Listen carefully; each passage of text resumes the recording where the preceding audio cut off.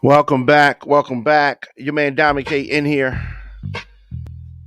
RadioOnFire.com, the Diamond K Show.com. And last night in Georgia, if you thought that Trump was going to do anything other than attempt to help himself, you were wrong. You were wrong. Trump last night making multiple false claims and out and out lies in his first campaign rally since his election loss. A campaign rally after an election loss. He was rambling. He was unfocused in his speech. Trump aired grievances about the election. I mean, nobody likes to lose. However, the reality is the reality. His campaign loss. Why? Why was Trump in Georgia? Trump is in Georgia because he's supposed to be trying to boost Senators Kelly Loeffler and David Perdue ahead of the runoff election that is coming January 5th. So this first campaign event since losing the presidential election last month, Trump continued to deny the fact that President-elect Joe Biden's victory. I mean, he's acting like there's merit to his baseless claims over and over and over again. It has been proven otherwise. But Trump began his rally by incorrectly saying that he won the state of Georgia, which he did not. It's already been certified in Georgia and several other states for President-elect Joe Biden. But Trump lied. We won Georgia. We won Georgia. Just so you know, we've never lost an election, and we're winning this election. I mean, the election has been over for a month, and Trump tried to walk a thin line, a tightrope in his speech, trying to. But what he has done is divide the Republican Party. Now, let me say this. Good. I'm not mad at him dividing the Republican Party. Trying to tell your supporters that the election's rigged and you really won the state when you lost it, and then trying to tell them to go out and vote in a little bit over a month in the same system that you claim was rigged. That's a tightrope. That's walking the line. If Kelly Loeffler and David Perdue lose, which they should, and I hope that they do, that would give Democrats a very razor-thin Senate majority. Now, it would be 50-50 with regards to senators, Democrats, and Republicans. And the reason why we say it would be razor-thin is because of that 50-50. If all of the senators voted across party lines, then Kamala Harris would have the deciding vote. There's razor thin because in some instances, you don't know how the people are going to vote. But if you go across party lines, the Democrats would have that. And this is a difficult situation for Republicans to be in. It's a difficult situation because first, Loeffler and Perdue are crap, right? But they want to try to maintain the majority.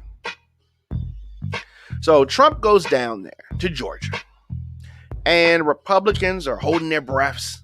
They're thinking their collective breath, and they're thinking maybe Trump's going to try to help us. But no, he doesn't care.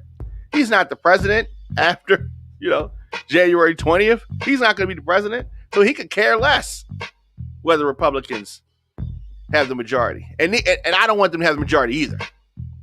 Trump is helping Democrats with his selfishness, with his uh, refusal to effectively campaign for his party. He's probably going to branch off and start his own political party. The MAGA party, the Trumpeteers. I don't know. But some of the people that are supporting President Trump think that they shouldn't vote because Loeffler and Perdue are not supporting the president. All right, it's just weird logic that in the states where the Republicans won, and there were many, the vote's fine there, but let's keep in mind on that same ballot is for the presidency. So they were wrong about this part, but right about this part on the same ballot. It's a very fuzzy line, and it's flimsy. Loeffler and Perdue briefly addressed the crowd. Invited on stage by the president, he pulled out a cordless microphone. Didn't let them speak into the microphone he was talking in. Well, I guess, after a little while, more than an hour in, he let both candidates come out and praise him. They tried to, praise the president. The crowd wasn't really feeling them, right? They're chanting things. But Trump rattled off some statistics and showed some videos and did the thing that he normally did. But while he did receive 74 million votes, and he won more votes than any other incumbent president, Joe Biden got more than 80 million votes. So you still, you lost. All right, you lost. And I mean, it's okay. There's always next time. There's always next time. But Trump claimed that his campaign had evidence of fraud, although he didn't provide any examples. He didn't provide any examples because we have so much evidence. Oh, we don't know what to do with it. What? Haven't you been going to court? He and his supporters watched some clips from Newsmax and some other conspiracy outlets, claims that have been debunked about voter fraud. The president made it explicitly clear that he wants the Supreme Court or states to overturn the will of the voters. It's not going to happen. Many of Trump supporters seem like they want a king, not a president. But the crowd was very receptive to the Trump circus. That's what it is. I mean, the Ringling Brothers is not in business. So, of course, you got the Trump circus. So the Trump circus comes to town, spreading coronavirus. There was very few masks at the rally. Very few.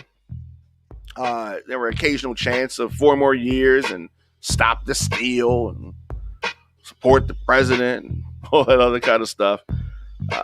But at times, it appeared that Trump alluded to his loss. At times, saying at one point that China and Iran are happy now, adding that what we would have done in the next 4 years. So that's kind of alluding to it. But the rally in Georgia was hosted by the Republican National Committee and not the Trump campaign. However, the RNC has publicly backed Trump's lies about the election. So it is no, investigators have seen no widespread fraud. The Secretary of State of Georgia, Brad Raffensperger, said at a news conference earlier this week, it looks like Vice President Biden will be carrying Georgia, and he is our president-elect. That sums it up.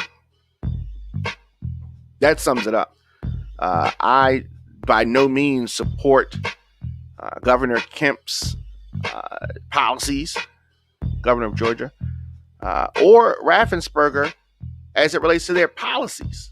However, it is what it is. And if they could twist this thing for Trump, they would. But he lost. And the sooner he accepts that, the better off everybody will be. John Ossoff and Raphael Warnock are the senators that Georgia needs. And I hope that they are the senators that Georgia gets. Let me know your thoughts in the comment section. Instagram, Facebook, Twitter, LinkedIn, TikTok, at The Diamond K Show, at Radio on Fire. Of course, if you miss any episodes of our programs, you can just go to radioonfire.com to catch up. Also, youtube.com/DJ Diamond K. I will be back here later on today with more news reports and all that good stuff.